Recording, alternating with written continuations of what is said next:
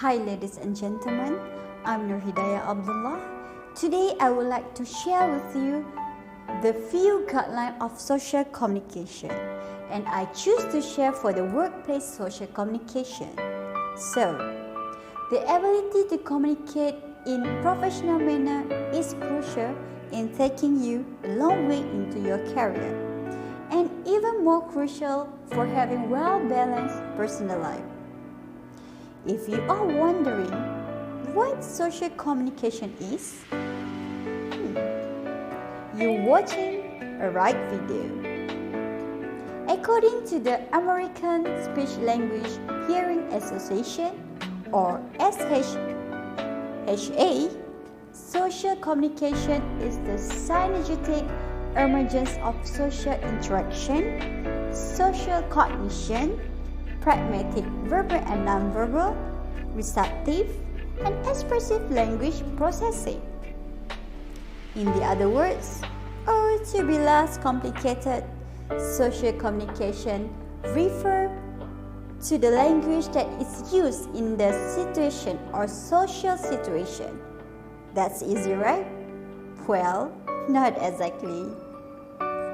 Communication is a skill that everyone knows, but not everyone masters, especially when it comes to communication in the workplace. There needs to communication in the workplace for any company to function. Let me tell you, what is the importance of social communication in a workplace? It is actually can be measured to the importance of communication in a relationship. Without communication, an emotional decay in interaction becomes unavoidable. Basically, you need social communication to spruce the spirit comradeship in the office.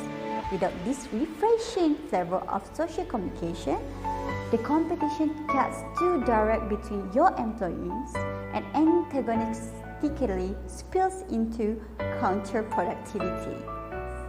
However, communication doesn't just come in the form of talking one-on-one with someone. Workplace communication consists of transmitting information between one people or one group of people. It includes emails, voicemails, text message, phone calls, notes, and physical talk. Actually, there are many types of social communication in the workplace, but we often find ourselves working with these two. It is informal communication and formal communication. So, what is informal communication?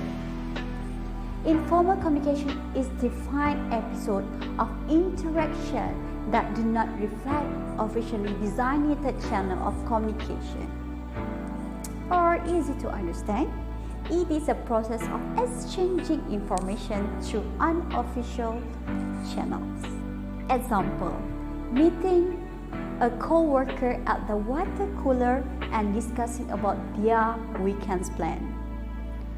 In-person communication among co-workers is a great way to foster collaboration.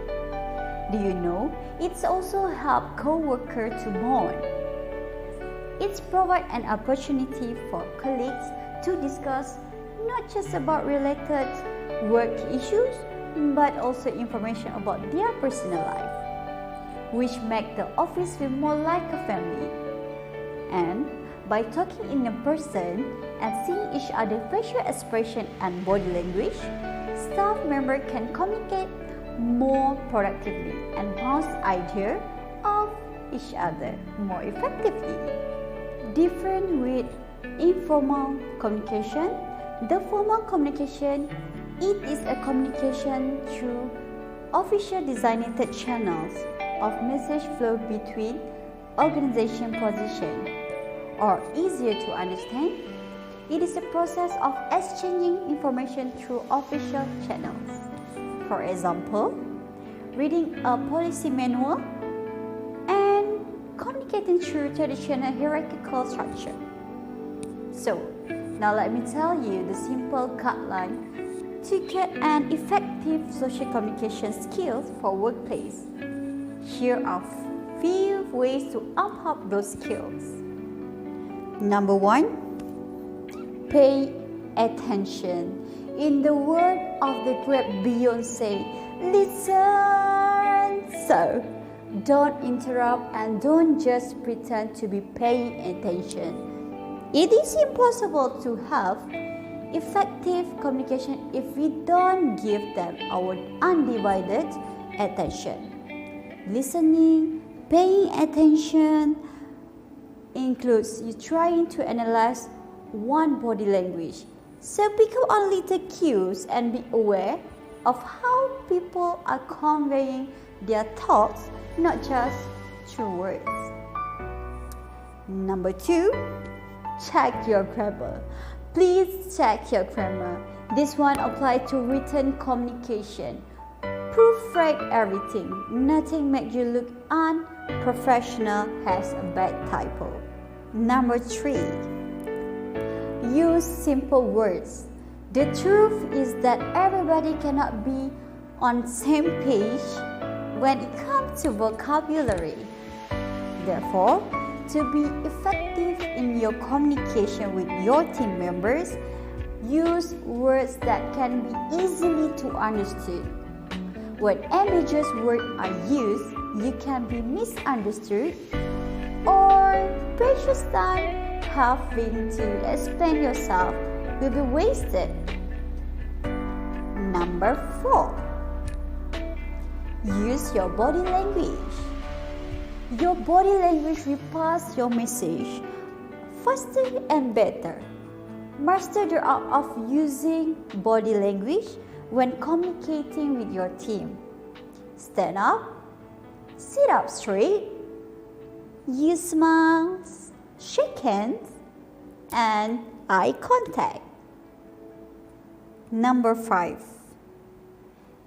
use the appropriate tone of voice.